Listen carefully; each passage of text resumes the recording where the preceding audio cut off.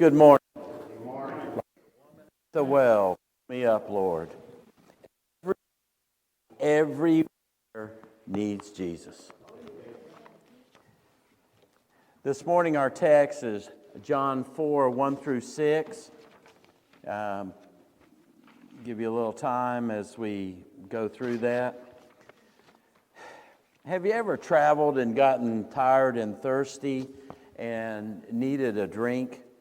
And now you're searching around, especially in some place you've never been, to get a drink of water. You may go up to a McDonald's if they have one, depending on where you go, they may not, or some other place like that so that you could get a drink. You know, in Basel, Switzerland, they have these fountains that you can get water at all through the town. And they're ancient fountains, so they're not modern day inventions. I think it was like the 9th or 10th century, maybe the 11th century, and they build these fountains where it's a natural water. It comes in, it runs down through this sand filter purification. Just put sand that filters through, and you can go up to any one of them and fill your water bottle or a glass and drink it. So walk around town, you just go up and you fill it and you drink it. And the water is cool and the water is refreshing. You know, in fact, the water is cool and refreshing, and it's a reminder of how the water must have been when Jesus stopped on that day over 2,000 years ago and started talking with the woman at the well. Let's remember that as we stand and we read today's text. John 4, 1 through 16, John 4, 1 through 16. Couldn't be a better song to lead in than what John just sang. John 4, 1 through 16 reads, "When therefore the Lord knew how the Pharisees," there's those Pharisees again, "had heard that Jesus made and baptized more disciples than John, though Jesus himself baptized not, but his disciples, he left Judea and departed again into Galilee. And he must needs go through Samaria. Then cometh he to a city of Samaria, which is called Sychar, near to the parcel of ground that Jacob gave to his son Joseph. Now Jacob's well was there. Jesus therefore, being wearied with his journey, sat thus on the well, and it was about the 6th hour. It was about noon. There cometh a woman of Samaria to draw water. Jesus saith unto her, Give me a drink. For his disciples were gone away unto the city to buy meat. Really, the Hebrew word for meat is food, so they went to buy food. Then saith the woman of Samaria unto him, How is it that thou, being a Jew, askest drink of me, which am a woman of Samaria? For the Jews have no dealing with the Samaritans. Jesus answered and said unto her, If thou knowest the gift of God, and who it is that saith to thee, Give me to drink, thou wouldest have asked of him, and he would have given thee living water. The woman saith unto him, Sir, thou hast nothing to draw with, and the well is deep. From whence then hast thou that living water? Art thou greater than our father Jacob, which gave us the well, and drank thereof, himself and his children and his cattle? Jesus answered and said unto her, Whosoever drinketh of this water shall thirst again. But whosoever drinketh of the water that I shall give him shall never thirst, but the water that I shall give him shall be in him a well of water springing up into everlasting life. The woman saith unto him, Sir, give me this water that I thirst not, neither come hither to draw. Jesus saith unto her, Go, call thy husband, and come hither. Let us. Father, today, heart, this place, so that we can get the message that you have for us, each and every one today, in your perfect plan. Send the Spirit to come in and protect us from the enemy. In Jesus' name, amen. Please be seated.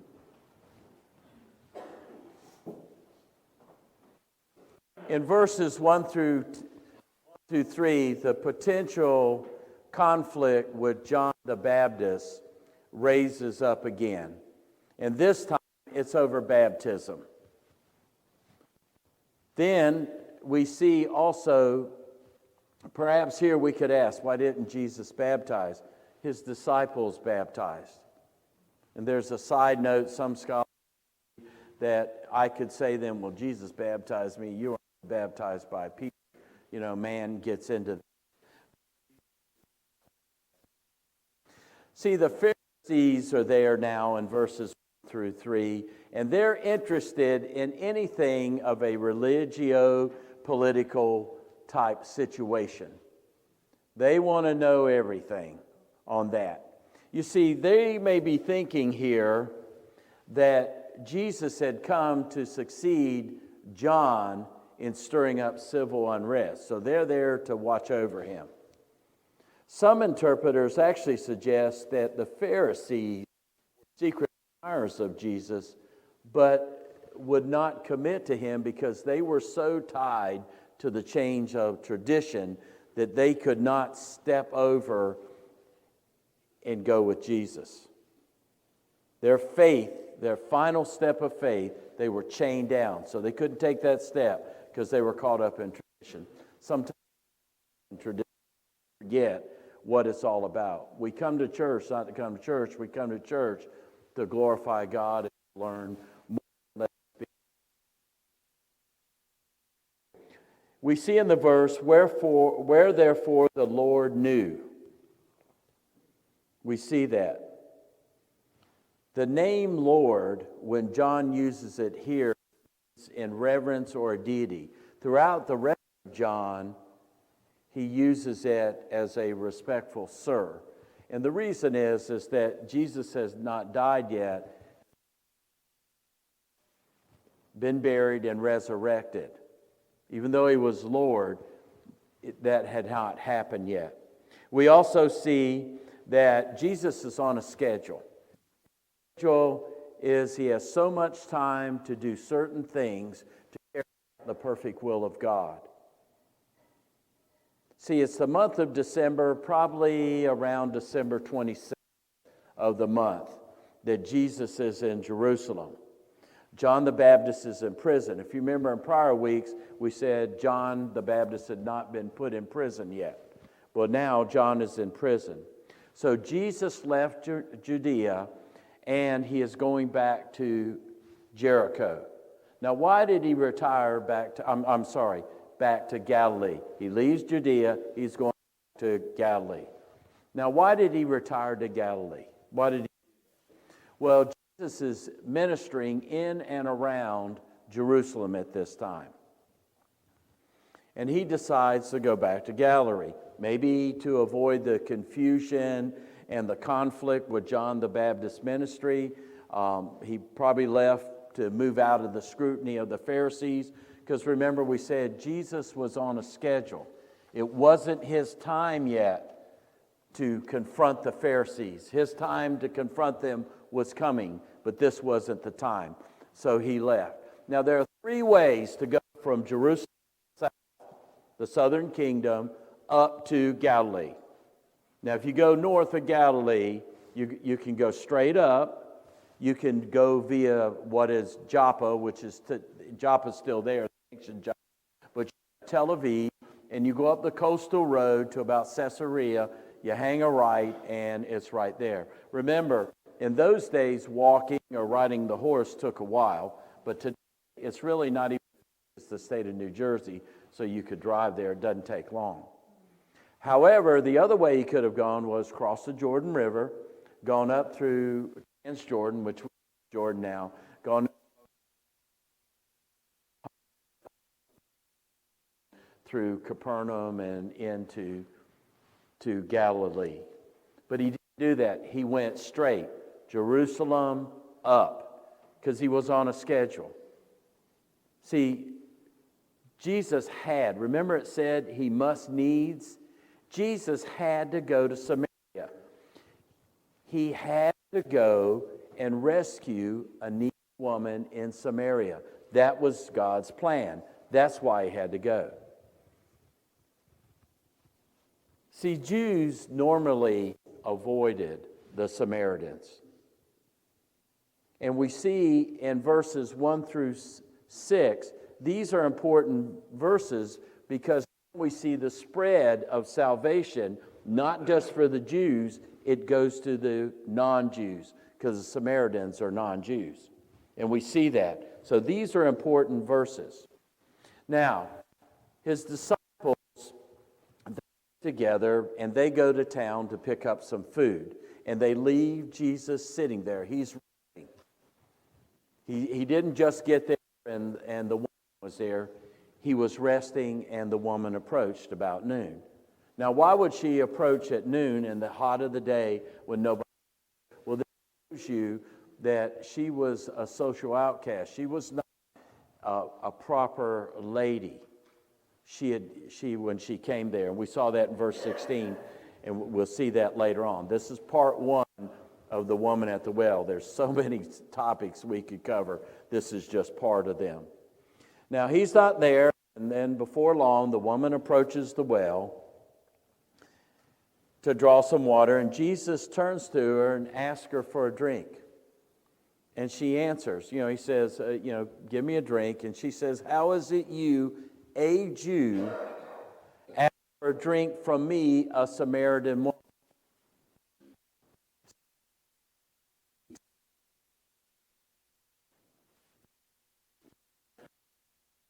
This account, right after the account of Nicodemus, chapter 3, is important. When you compare the two individuals, you compare Nicodemus and the woman, we begin to see why this is important. You see, we understand and we discover they're two opposite people. And they're in opposite situations. But they may be opposite people in opposite situations, but they both need Jesus. Everyone, everywhere needs Jesus. Rich or poor, secular or religious, Republican, Democrat, or independent, African, Asian, American, Swiss, British, Australian, everyone needs Jesus. Now let's consider there are 3 striking differences between these two people, Nicodemus and the woman at the well. First of all, the culture of this day, men were more important than women. It was a male-dominated society. And what we see here is we see that when the disciples got back from visiting town, what did they say? They were amazed that Jesus was talking to the woman. Because religious conversation between two men was great. But a conversation between a man and a woman at this time was inappropriate. So now you see your question. You're talking to me, a woman, when in society they don't.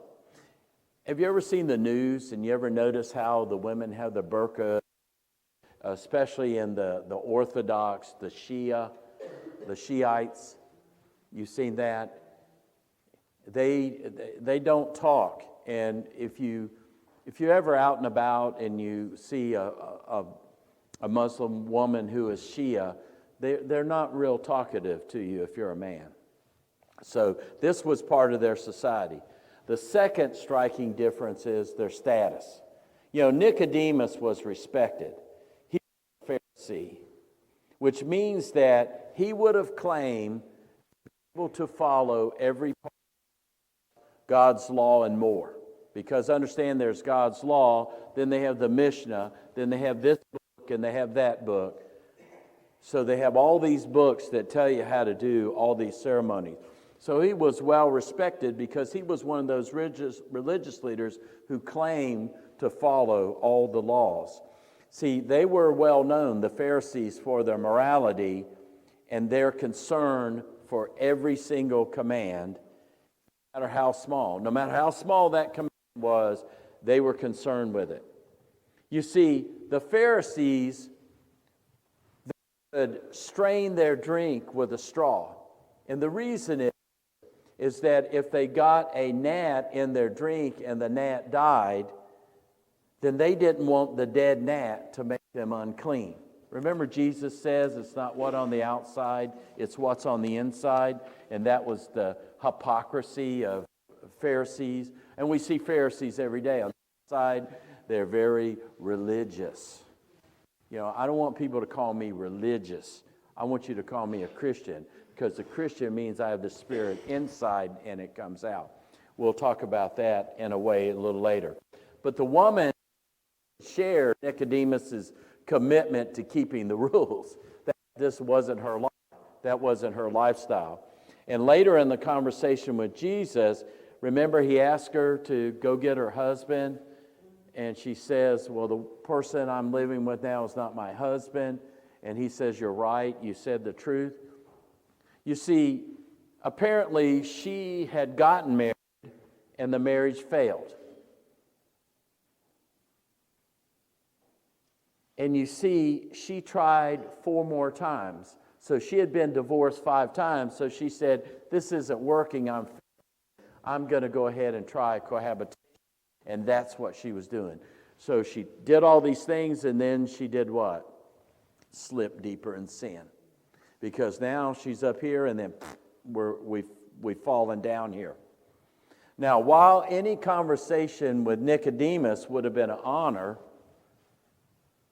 it would have been socially unacceptable for Jesus to talk with a sinful Samaritan woman. But you see, that didn't stop Jesus. In fact, if you remember, Jesus is always being criticized. And why is he being criticized? He's being criticized because he repeatedly interacted with sinners. What did Jesus say? I came here to heal the sick. I didn't come here to heal those who are of good health. So he went and he healed the sick.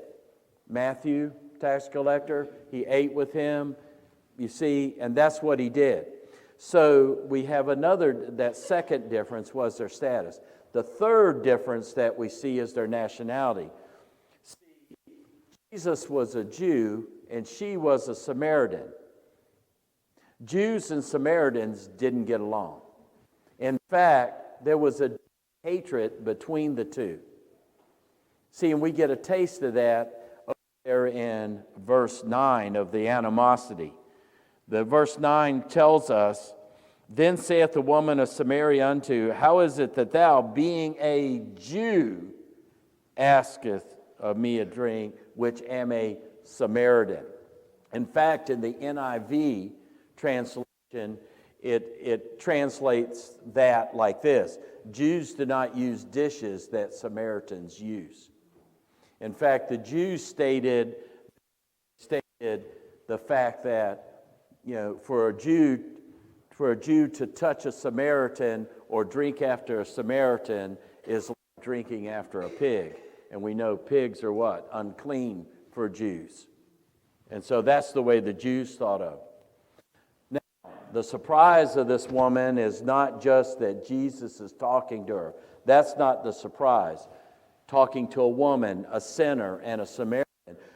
He wanted to drink from a vessel that had been touched by a Samaritan. Really gets her attention, because as you see from the beginning, what happens? She's kind of a little surly, a little salty there.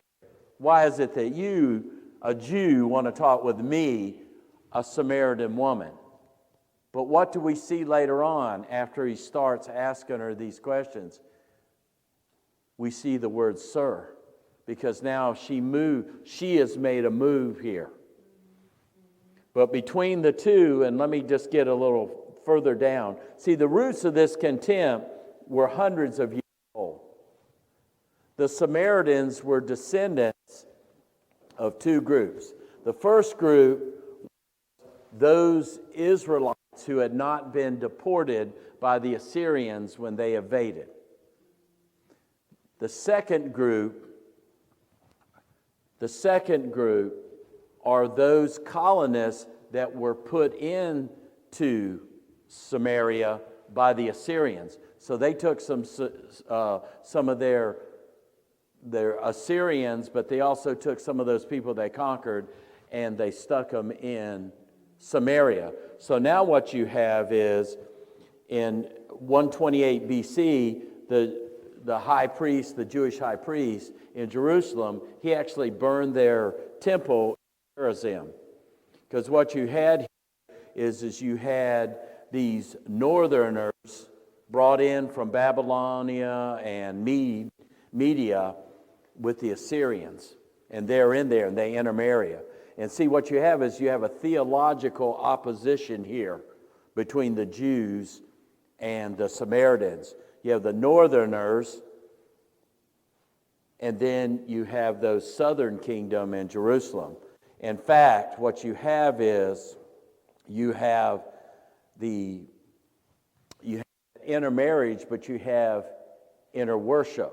Because here the Samaritans, they're worshiping the true God, but they're also worshiping idols. So they blended the worship. We see that in a lot of areas in our country, or not in our country, but in our world, because in other countries, in Africa, you have a lot of Muslims, you have a lot of local religion, and you have a lot of Christianity. And when you go there, you see that blended.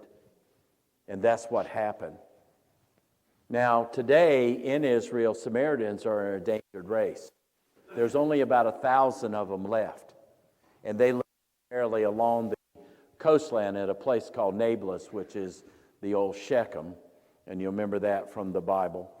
And they live along that coastline in northern Israel, right there next to the Mediterranean Sea. But they still celebrate Passover at Gerizim. The region of the northern kingdom we saw was a group of blended nationalists and blended worship.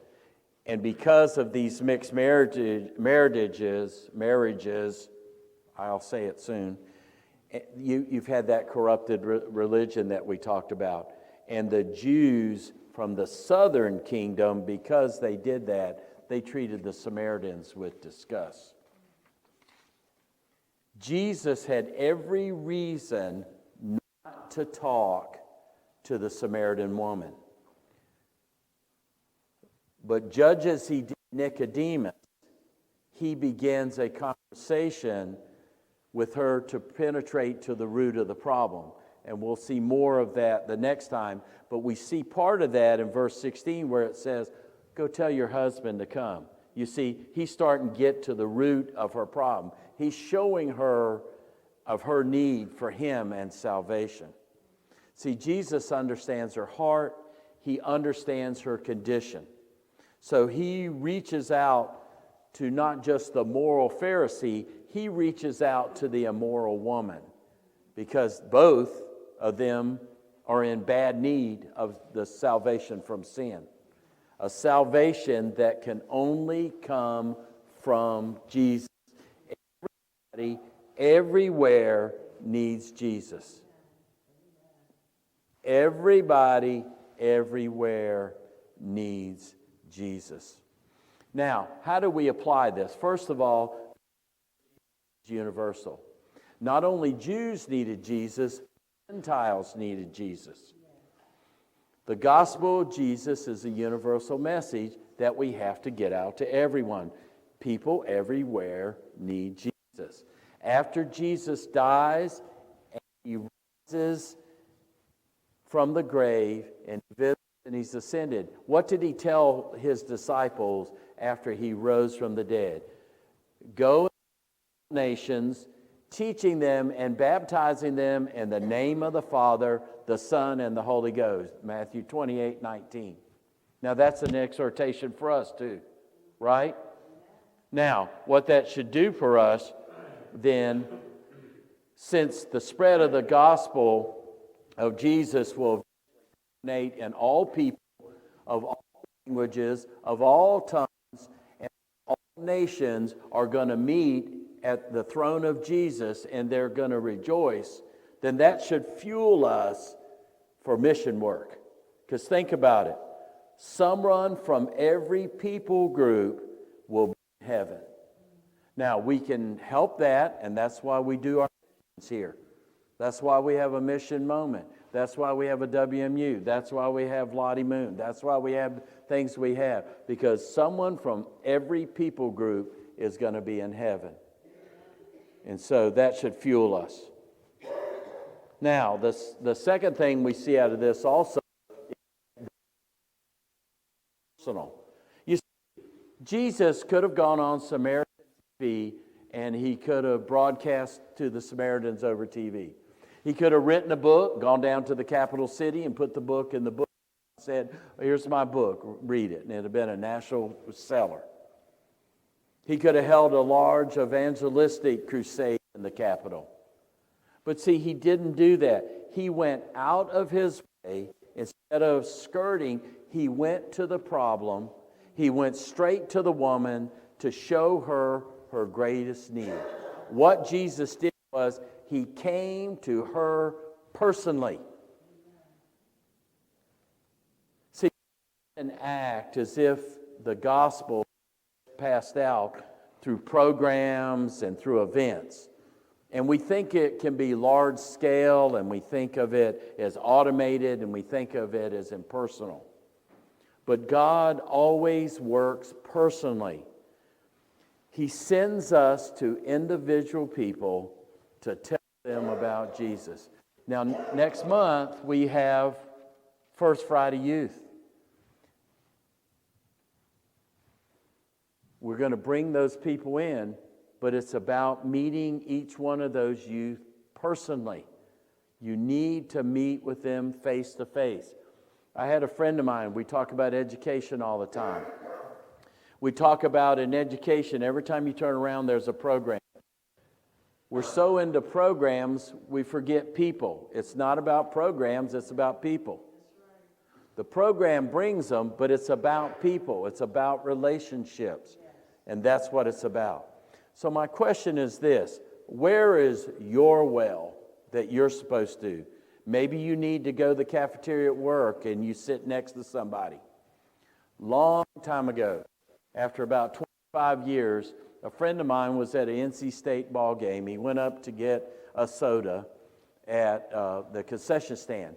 And he turns around, and there he sees this young lady that we both graduated with. I'd known her since 7th grade. He had known her since, I'd known her since 4th grade. He had known her since 7th grade.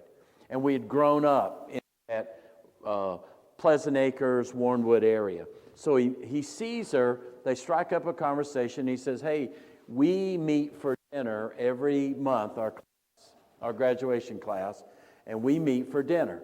Oh, okay, we'll be there. Well, they've never missed a dinner. That couple, that young lady and her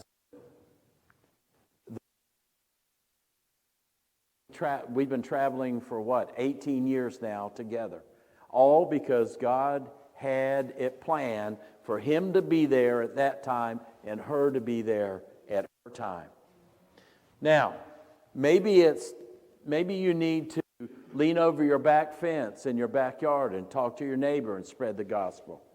Or maybe you sit next to someone at a sporting event. That's an opportunity to face-to-face witness for Christ. See, the gospel is not spread group to group. It's spread person to person. So when we get out into the neighborhood and we bring those young people in here, we have to meet them face to face. God met us personally. He didn't meet us through a loud system or some other way. He met us personally. See, Jesus used this one conversation to change the woman's life. And then what did she do after that? She went to town and started telling others about Christ. And they came to Christ. They said, Jesus, spend a couple days with us. We need to know more about that. Through one conversation with one woman, a whole town is brought to Christ. Now, what might God do if each of us engage people that are around us personally. Think about it. What could God do? It's amazing that God could do. You don't know when you step out. You know, I ask people, do you go to church? Well, yeah, I go to church. Well, then you start talking to them. But then, well, I don't go. Well, you know, I go over here. You know, meet people personally, whether it's in the gym, whether it's in the grocery store, wherever it is. Think about what God will do with us if we get out and personally witness to everyone we meet. We couldn't have enough space here, could we? And so the lesson to us is every person everywhere needs Christ. And we need to get that universal message out there personally. We're going to sing right now and let the Holy Spirit lead you. If you need more power to do what you need to do, then the altar is open. You know, ask God for boldness. Ask God for help. He'll teach. What is it Jesus said? He told the disciples, look, when people talk to you, don't worry about what you say. I'm going to tell you what to say. So when you get out there and you disciple for Christ, He is going to tell you what to say. Don't worry about it. He's going to do that.